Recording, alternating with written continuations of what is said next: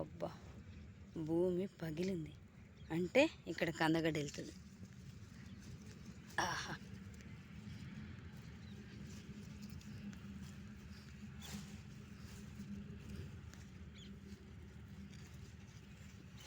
ఇంకో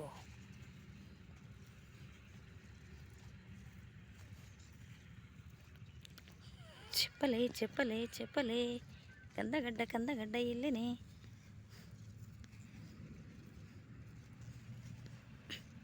అబ్బా, భూమి ఇట్లా వలిగింది. అందుకే అంటారేమో భూతల్లి దాచుకోవద్దని. మనుషులు తిన్నది ఏమన్నా అవుతుంది.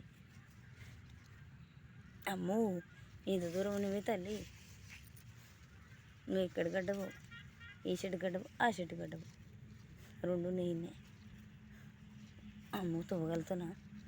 నా వల్ల అవుతుందా? అమ్మో శివయ్య,